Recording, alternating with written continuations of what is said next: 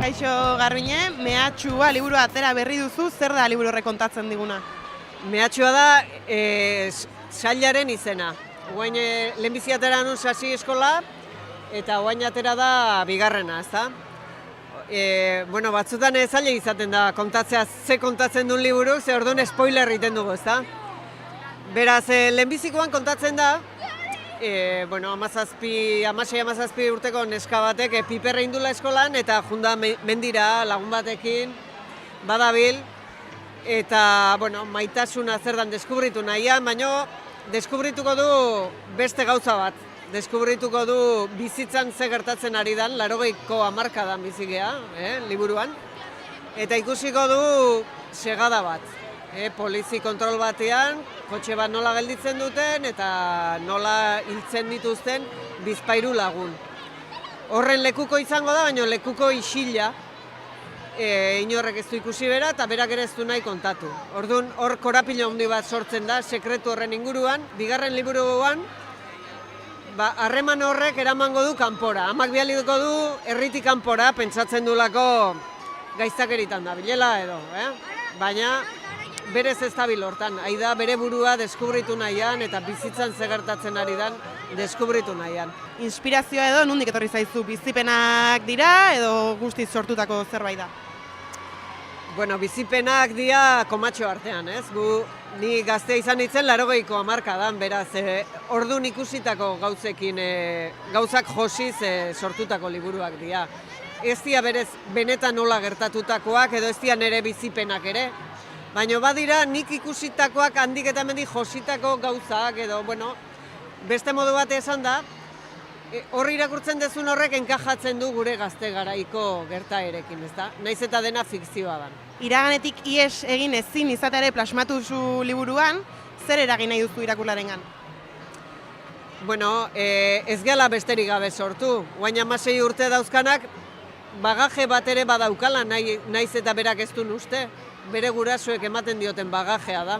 Ez da beti kontatzen, ez dakit argi eta garbi, transmititzen da harremanian, transmititzen da hitzeiteko moduan, baina beti badago horratzean zerbait, ez da, eta hori da pixka bat ekarri nahi izan dudana. Gero, zintzo ere izan nahi nun, ez da, niri enkarguz eskatu zidaten gaztentzat idaztea, eta nola idatziko ni gaztentzat gazte ez banaiz.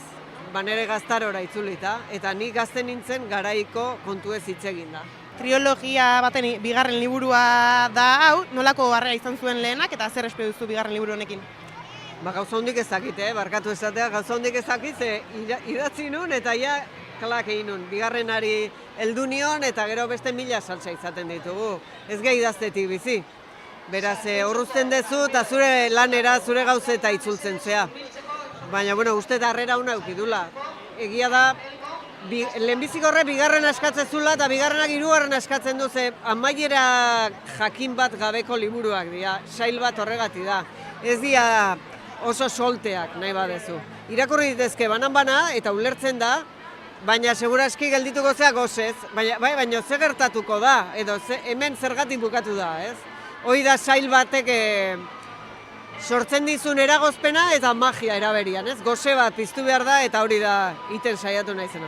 Gaztentzako liburua da, gaur gaztez zinguratuta gaude hemen, ez da, azokaren lehengo eguna da, eta zelako garrantzia du horrek, ez? Hemen egota eta hainbeste gazte bertan izatea. Egia esan da, ni gaur guzti txundituta nago, nik enun espero hainbesteko inbazioa, segurazki, bueno, autobusak etortzen ikusi ditut, ni onuntzan etorrela. Esango nuke oso adin esanguratsua dala, zentzu guztitan, eta irakurtzaletasunaren aldetik are gehiago, badalako hor eten bat, ezta? Gazteta umetan irakurtzen dute, edo irakurtzen zaie, eta helduetan batzuk ere irakurtzen dute, baina tartian hor aria galtzen da. Orduan, bueno, ustete arduraz jokatzeko garaia dela eta haiei gauzak eskaintzekoa. Ez dakit asmatu deun, baina alegindu beha. Eta zuk ze plan daukazu azoka honetan, ez? Estanan egongo zara edo tarterik izango duzu liburuak erosteko edo diskaren bat erosteko? Momentu honetan hau estanean pixka bat, gero aurkezpen bat edo beste badut. Lehenbizi liburuakin, gero idazle elkartearekin ere gatz aldizkari aurkeztuko deulako. Eta halako batean ikusten badut pake pixka bat, bateako naiz liburuak ikustera, eta baten bat erosiko dut, ez dut hainbeste erosiko, Nahiago denda txikitan erosi.